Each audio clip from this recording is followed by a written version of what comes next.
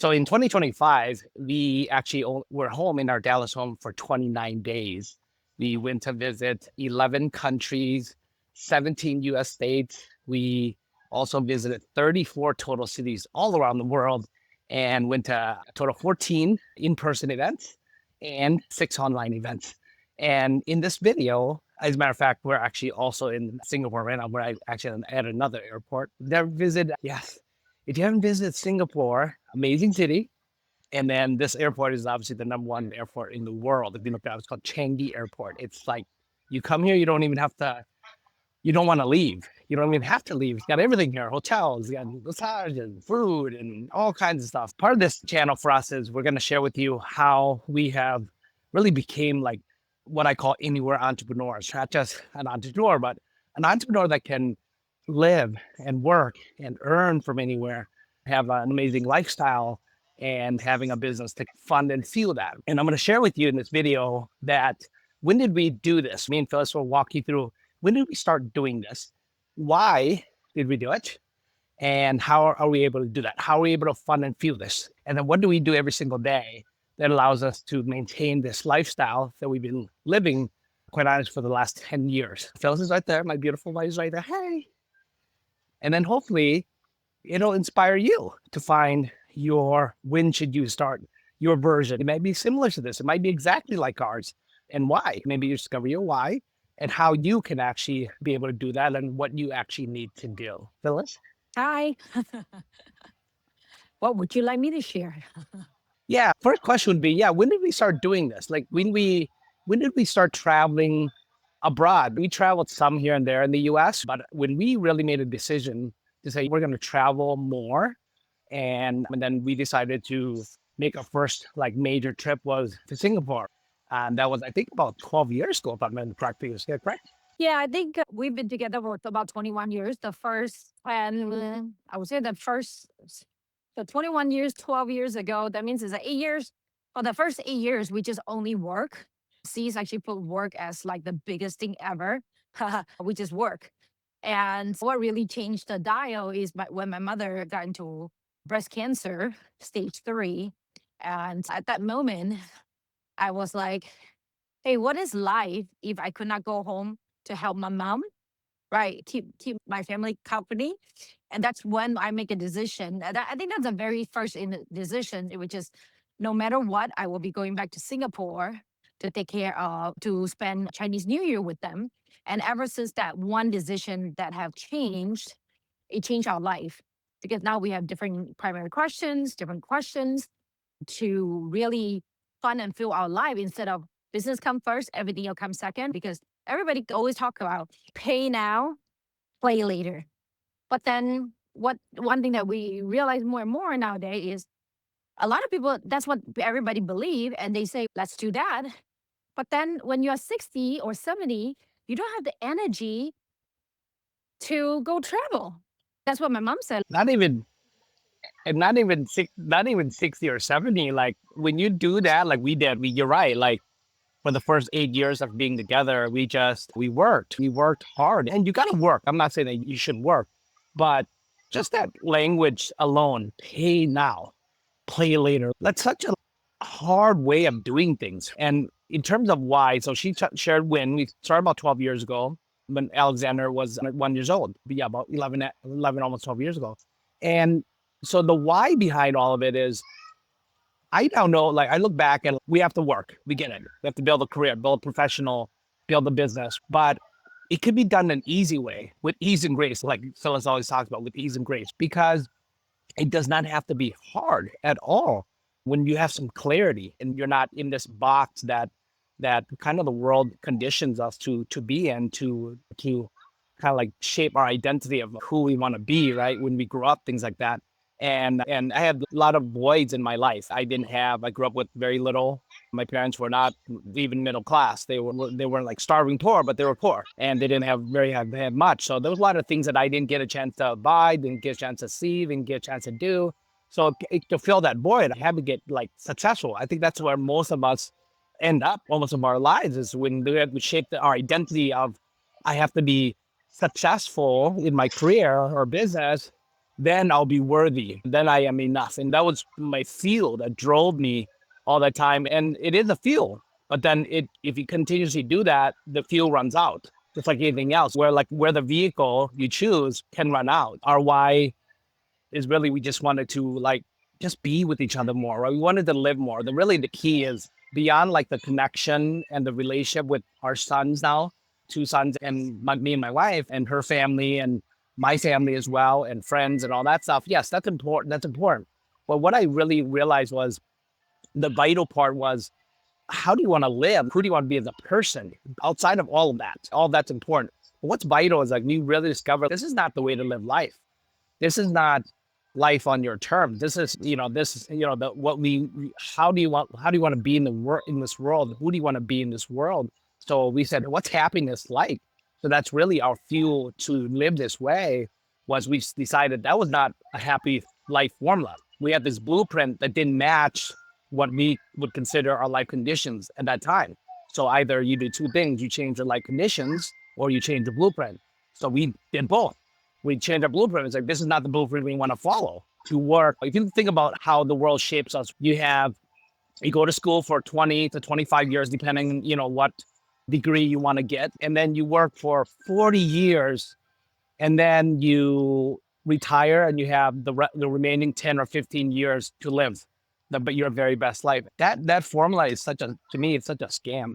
It's such a scam. Think about that. So what did we do? We changed our blueprint. We said, how do we live now, not just 10 or 15 years of the rest of our life? How do we live like that now? How do we live and be happy and fulfilled and spend time with each other and do what we want to do, when we want to do, go where we want, when we want, stay as long as we want, bring as many people as we can. So that's what we changed our blueprint.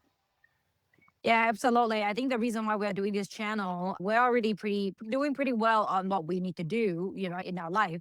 It's just that I just really realized that we all have a box, and we didn't realize that we have a box. And we never question what is in the box. And I just want people to be aware of, don't wait till when you're 60, you're like, oh man, there's this thing that I wanted to do. You can actually do it when you're 20, when you're 30. And there's actually more and more people that is doing it earlier on in their life, which we're really happy about. And if you're not doing that right now, then you wanted to ask yourself, if this is always my question, if something really happened to me tomorrow, what are some of the regrets that I have? One of the top regrets that people always say is, I wish I'm happier. I wish that I live a better life. I wish I'm not doing what other people expect of me and just do me.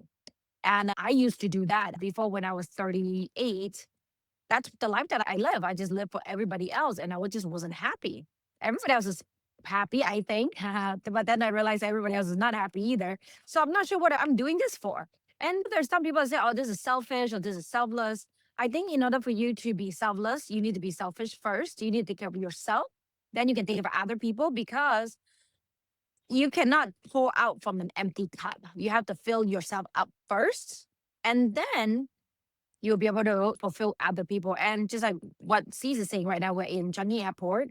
We're heading to Japan because we're heading back to the US. So we're going to do a 5-day trip in Japan. And who knows? My mom and my sisters decided to join us. So they're already in Japan, and we're going to go meet with them. So now I want you to know, there's no work life balance. There's only work life integration. Whatever you want in your life, just decide and then make it happen. And I know you have the power to make it happen too. Yeah, you shared something, Bronnie Ware. She wrote that book, "Regret of the Dying." Yeah, there's 5 top regrets, and if you caught what I said a little bit earlier, the formula for happiness, which is what we learned from Tony Robbins, one of our mentors, right, at David Destiny, is that happiness is when your life conditions match your blueprint, right? And unhappiness is when your life conditions don't match your blueprint. So that's essentially what me and Phyllis did. At that time, we had a blueprint, the box that was conditioned to who to be and what to do and all those things. And but like we realized that our life conditions was not aligned with that blueprint. So we chose to say, okay, either you have to take action and change your life conditions to match that current blueprint, or you change your blueprint. And that's what we did. We changed our blueprint. So we said, if time and money was not an issue, how would we be living? Not what we're going to be doing. What's the work, the career, the business we want to build? No, what's happiness now? So we said, we want to go where we want, when we want, stay as long as we want, bring as many people as we want. So that's our why, and contribute more to the world, give back more to the world than we take, and be love and connection and growth. We grow as people, grow as business owners, grow as husband and wife, and as people, as men and women. So we started living that way first. So that's literally our why. So I encourage you to really sit down and decide, like we did, was like enough is enough. We're gonna do this now. So that's when we started. When our son Alexander was about 1 years old, and the why behind it, just I sit down and what's your why? If time, like for you as well, a similar question maybe you need to ask yourself is if time and money was not an issue in your life anymore, how would you be living? Who are you spending time with? Where are you going? Why are you there? What are you doing there? And how did you get all of those things maybe need to be answered or ultimately fulfillment. So and then once you get that clear, because clarity is key, once you get clarity around that, like me, what me and my wife did, then we said, how do we do this? We know what we have to do this now, when, why, we know our big why. And then we said, how do we make this happen, honey? And then in 2020, when we transitioned out of so we've also been entrepreneurs for 20 years. We literally just got 20 years in December 3rd of this year of 2025. We started our business December 3rd, 2005. And 20 years, 15 years into that, about 5 years ago, as COVID was happening, right before COVID was happening, actually, we decided to go offline to online. So that was one of the decision makers of why we went online to build the business. We said we now need a how. We now need a vehicle that can fund and fuel this dream life, this lifestyle that we want to live. And then we said online's the best way because if we ran our business traditionally, like how we did before, offline, then brick and mortar, we wouldn't be able to go where we want, when we want, stay as long as we want, bring as many people as we want. So we shifted 100% online. And I started my business coaching. So I have clients all over the world in different states and different countries and different cities. And I coach them how to take what they love and what they learn and what they've lived, essentially getting them to identify that they are their greatest asset that they actually own, the most valuable asset, and turn that into an offer, and how to market it, how to sell it, how to build communities, how to create low ticket, high ticket offers. That's what I do. And how to shoot videos and be comfortable and confident in their own skin and seeing them as really high value, creating as much value as they possibly can for the marketplace from their own value, from themselves. And then my wife started a VA business, which is one of the main reasons also of how we're able to do this, which is leverage. We have this 3-step process that talks about it. First, you got to start with living your dream life first, and then love your dream business, and then leverage your dream team. So I'm going to share with her how she integrates our team into our how that we needed to accomplish this to make sure that we can live our dream life. Is that a question for me? Yeah, like, Jeff, how do we do it? How do we leverage our team? We built our business. We built a business we love. I built a business I love. I love my business. She loves her business as well. We have two separate businesses. Hers is a virtual assistance agency, and she'll share a little information about that. But then also, she can share how we integrate our team. How do we do that third step, which is how do we leverage our dream team to be able to live our dream life and love our dream business? Yeah, I apologize. I'm not feeling overly well today, so I might be a little zoning in and zoning out. As for dream team, I think dream life, dream team, dream business, the very first thing is who is your dream you? What would you like to be? Right? When the money and time is not an issue and there's no stress, there's nothing, right? Right in front of Santa Claus. Who do you really want to be? What do you really want to do? I think just start with that first. I think we all come almost pre-packaged. Okay, families, you must do this, you need to do that, and this, that, whatever. So you just stack on and just build this box that you didn't even know that it exists. So I think the very first thing is, what do you like to do? As for me, Phyllis, I really like to do as minimal as possible. And I like to be the think tank. I'm the one that's innovate. I'm the visionary. I figure things out. I curate, and then my team just complete them and make sure that we follow a system. And I think that's really what works for me. And if you have not really take some time to get to know yourself, who you really are, I strongly suggest you to do that. Whether it is through some assessment, personality assessment, human design, this profile, enneagram, 5 love language, get to know as much as possible about you. I remember at the very beginning when I get to know myself, I don't even know who I am. And I was like, wow, this assessment is really accurate. And it put words in my mouth on how I operate, and then I just send it to my team and say, "This is who I am." So now we need to hire people that either complete me or just magnify me. People who complete me, probably somebody who's polar opposite of me. Since I like to create, I need somebody who can complete me, which is technically Monique. And I don't really like to do sales as much, but I'm really great at sales. So in order for me to enhance my sales department, we we have hired my cousin Valerie. She's running my sales department, doing all the sales call. So it enhanced me on that sense. So same thing for you. It's think about it.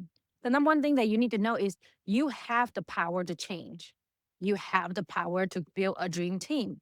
You have the power to make everything that you want happen. The question is, do you have the courage to do it? Are you going to put a lot of effort to make it work? Because it is different from everybody else. One of my best friend, he just like to stay home. He doesn't like to travel.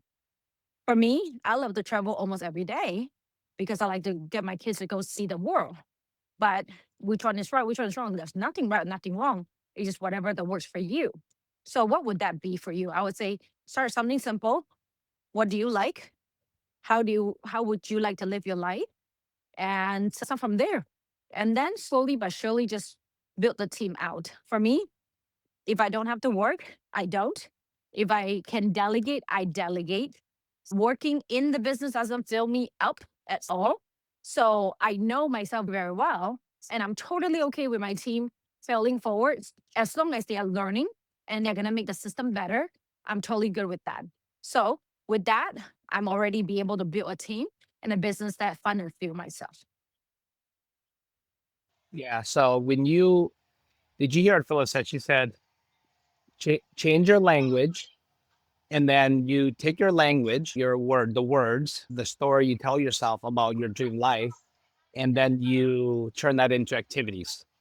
And then that activity is your how. And then you turn those activities into numbers where you can then manage your business by the numbers. The how aspect of it is, I'll just share with you guys very simple. Think of it this way. You have something that you love, okay, something that you're super passionate about. Second is you have something that like your expertise that you can turn into your profession. You have people that you can help. There's people out there in the marketplace that you know you can help. Or maybe if you really think about it, you might also be doing something already for free. People already coming to you for free to get something or to get knowledge or learn something or ask you questions. That's probably already happening. And just find out what that is. You're like, oh, I've been doing this thing and people come to me all the time for this. Why don't I, how can I monetize this profession?